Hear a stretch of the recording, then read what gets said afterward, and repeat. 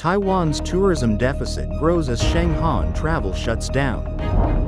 Massive Myanmar quake sparks Taiwan safety concerns. Taiwan high-speed rail fare may increase. Myanmar quake death toll rises sharply to over 1,700. China's Xi meets over 40 global business leaders. Tourist submarine crashes off the coast of Egypt. South Korea's big adoption fraud exposed. Chinese researchers report a pig kidney transplant.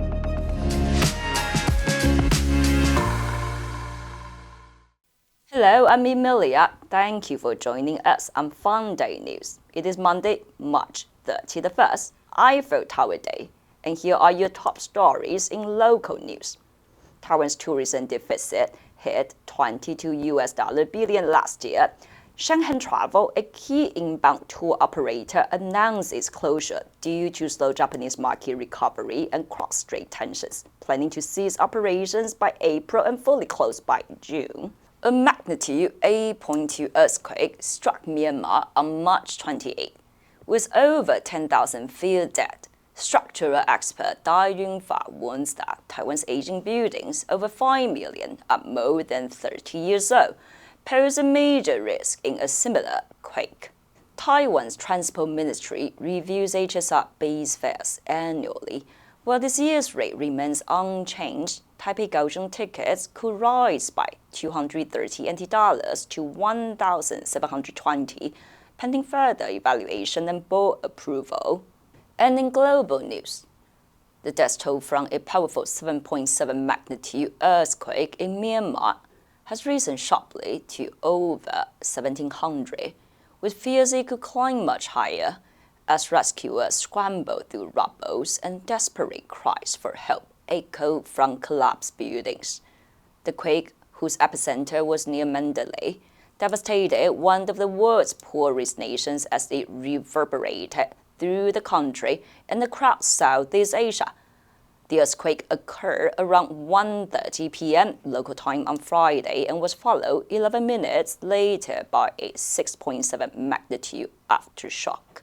At 3:50 p.m. local time on Saturday, the U.S. Geological Survey recorded another 5.1 magnitude earthquake near the capital, Naypyidaw, about 160 miles south of Mandalay.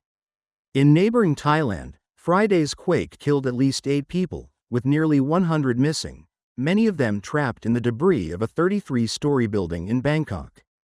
Dramatic footage showed a massive plume of smoke as the building collapsed, with construction workers scrambling to escape, some swallowed by a thick dust cloud. According to the city's governor, rescuers detected signs of life from about 15 people under the rubble, as crews continued to race against time Saturday to uncover survivors. Chinese President Xi Jinping on Friday met with global executives and made a case for investing in the country, as Beijing focuses on reaching out to businesses amid escalating trade tensions with the U.S. He said multinational companies had a big responsibility to uphold global order and that they needed to work hand in hand with China. He emphasized that China was a safe and stable place for foreign companies. To invest in China is to invest in tomorrow. We have always believed that maintaining the stability, health, and sustainable development of China-U.S. relations is in the fundamental interests of the peoples of both countries.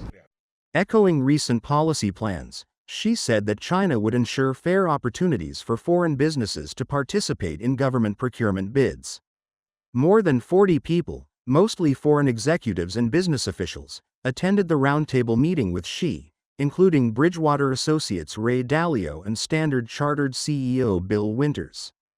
President Donald Trump has raised tariffs on China by 20% since January over its alleged role in the U.S. fentanyl crisis and has threatened a swath of new tariffs on major trading partners starting in early April.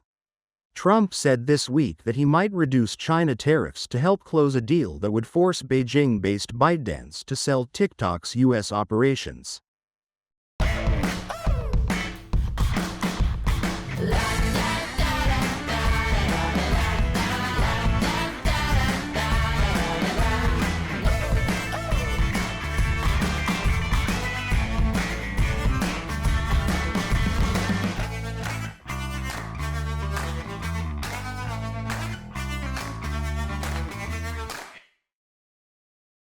At least 6 people have died after the tourist submarine crashed in the Red Sea off the coast of Egypt early Thursday.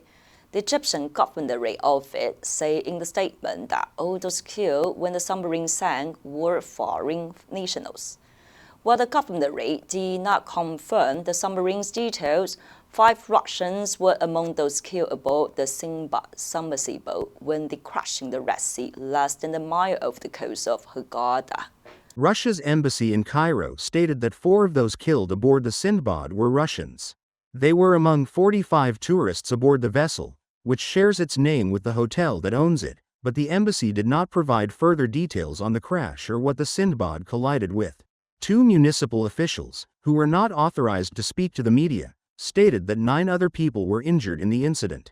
The consulate general in Hurghada confirmed that 38 people had been rescued, with 14 taken to the hospital and 24 returned to their accommodation. Russian Consul General Viktor Voropayev said the fate of 8 others remains unknown. South Korea's Truth Commission concluded that the government bears responsibility for a foreign adoption program rife with fraud and abuse, driven by efforts to cut welfare costs and enabled by private agencies that manipulated children's backgrounds.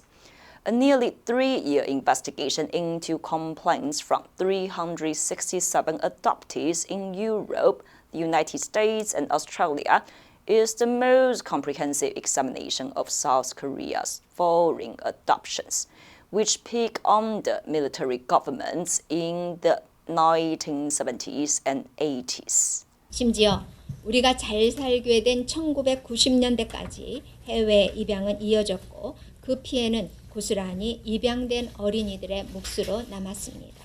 The Truth and Reconciliation Commission, a government-appointed fact-finding panel, confirmed human rights violations in 56 cases and aims to review the remaining complaints before its mandate expires in late May. Most Korean adoptees were registered by agencies as abandoned orphans, though many had identifiable relatives, making it difficult or impossible to trace their roots. Government data shows that fewer than a fifth of the 15,000 adoptees who have sought help from South Korea since 2012 have reunited with relatives. Chinese researchers are reporting new steps in the quest for animal-to-human organ transplants, with a successful pig kidney transplant and the hint that pig livers might eventually be useful too. A Chinese patient is the 3rd person in the world known to be living with a gene-edited pig kidney. The Sheng researching also reported an experiment implanting a pig liver into the brain-dead person. Scientists are genetically altering pigs so their organs are more human-like in hopes of alleviating a transplant shortage. 2 initial xenotransplants in the U.S., 2 pig hearts and 2 pig kidneys, were short-lived. However, 2 additional pig kidney recipients are thriving so far. An Alabama woman who received a transplant in November and a New Hampshire man who received one in January. Nearly 3 weeks after the kidney surgery, the Chinese patient is very well, and the pig kidney is also functioning properly. Dr. Lin Wang of Zijing Hospital of the 4th Military Medical University in Xi'an, a member of the xenotransplant team, said the kidney recipient remains in the hospital for testing. Chinese media have reported that she is a 69-year-old woman diagnosed with kidney failure 8 years ago. The answer for last Friday was B, extinguish. The firefighters worked tirelessly to extinguish the fire before it spread further. Did you answer correctly? Now let's delve into today's news. Chinese researchers reported pig kidney transplant. Number 1, implant, 植入, 灌输. The doctor implanted a pacemaker in the patient's heart. Number 2, alleviate, 减轻,缓和. This medicine helps alleviate headaches. Number 3, genetically, 基因上遗传的. Some diseases are genetically inherited. Next, we have a multiple choice question for everyone to practice. Which answer will you choose? You can write your answer in the comment section, and the correct answer will be announced tomorrow. Eiffel Tower Day is a time that is all about celebrating the wonderful monument that stands proudly in Paris, France.